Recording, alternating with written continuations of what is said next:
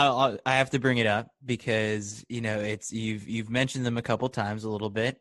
It's the shoes. Like, it's a podcast, and I think it's in this general time period, we have to talk about the shoes. So I just had Mason Furlick on my podcast, and he went viral for sort of his comments about the footwear, where he kind of admits, like, yeah, of course, like they're beneficial and they're giving you sort of an edge. And when I spoke to him, he just kind of was like, it's kind of mind-boggling to see some of these fast performances, but the athletes are a little bit hesitant to, kind of give a little bit more credit to the shoes than they do. So you having run 13:02 for the 5K and your, huge PR in the 10K, there's no exact science yet where we can say that was 95% fitness, 5% shoes. How much, I guess, credit could you sort of give to these things right now? And like, what is your, because another qualm that he had is like, they're just, being a Nike athlete, especially like you, it's like, shouldn't you be singing, praises about the shoes and telling people these are the best things ever? They're going to make you faster, and like, go out there and get yourself a pair. So it's like, there's a lot to unpack there, but just hit me with your overall sort of feelings about it.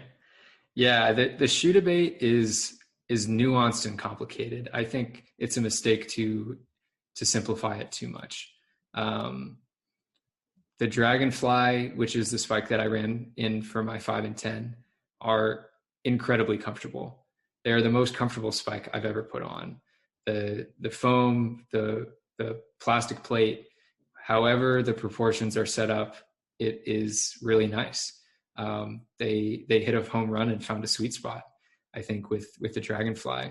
And it's the spike I wear during hard reps and workouts. It's the spike that I choose to race in. And I think it's tough to pinpoint one thing that makes these spikes different, or where a potential advantage lies, whether that's a training effect, potentially staying healthy with a little bit more cushion, being a little more comfortable, or if it's strictly a racing effect, that it's able to save your legs because of the comfort, because of the cushion, and you'll have more of a kick at the end. It's tough to say. I would love if there were a study that came out, like a legitimate study that compared running economy or efficiency or injury rate or something to, like, for the Dragonfly versus the old Mutombo or another company's spike. Because right now it's so hard to tell how much these things are helping, or if they're just kind of hyped up or not helping. And people are just kind of assigning random numbers and times to it. Like, oh, you get 20 seconds over 5K, or you get 30 seconds over 10K. I don't think that's how it works. Yeah, I had just thought about that. But the counter argument to that is that the only company that's probably going to sponsor a study on that would probably be Nike, sponsoring their own study. So people will probably just say, like, of course they say they are really beneficial. Or if the study concludes that they don't do anything, then people will say, of course Nike found that they don't do anything. They don't want them banned. So it's nuanced. I love them. Like, they're super comfy. They're such a different feeling than the old Mutombo. And I'm sure the old Mutombo was a different feeling than the spike that came before that. Technology progresses, and I don't fault Nike. I mean, of course I'm biased here, but I don't fault Nike for innovating and trying to make a better spike. I think every shoe company is trying to do that. Nike was just the first mover in this situation, and the first mover in the Vaporfly, Alphafly situation as well. And I think if you're not sponsored by Nike, your bias would lead you to say that that's not good for the sport. But I find it hard to believe that if another shoe company created the same technology and they did it first, that they wouldn't roll it out and create the spike or create the shoe. I know a lot of people have biases against Nike these days, but I do think that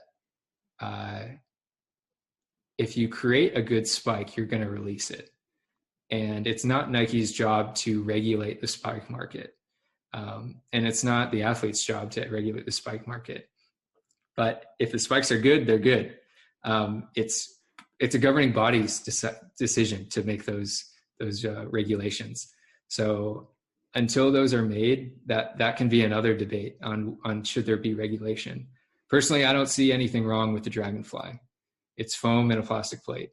Other companies have their own foam that is very similar to the ZoomX foam, and they know how to make plastic plates, and they know how to buy a Dragonfly spike and dissect it and copy it if they so desire.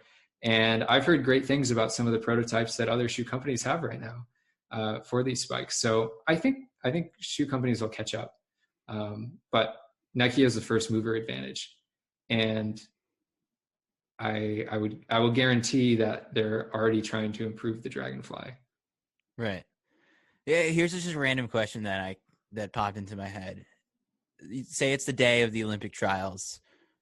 You're forced with a decision. You can't wear the Dragonflies. You have to wear the spikes you wore 2-3 years ago. The other guys on the line are wearing the Dragonflies. Would you still feel confident in sort of like your ability to make that team? I think you'd have to, or you'd have to convince yourself of it. Different people I talk to are varying levels of believers in the shoes. Like, is it the shoe or the athlete type debate?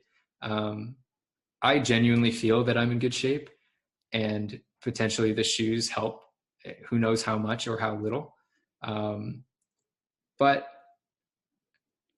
I do think I would still do well in a regular spike. Of course, I'm going to say that. Like, I'm not going to say like I'm trash, but the shoes like are the only things that make me good. Yeah, if I had to race in the old spikes, I probably would race in the old Victory, or the Mamba. I do like the Mamba quite a bit. It would be an interesting thing to go through right before the race. Like, if like you forgot your spikes or something, and all you had were the Mambas, how confident are you? It would be really interesting.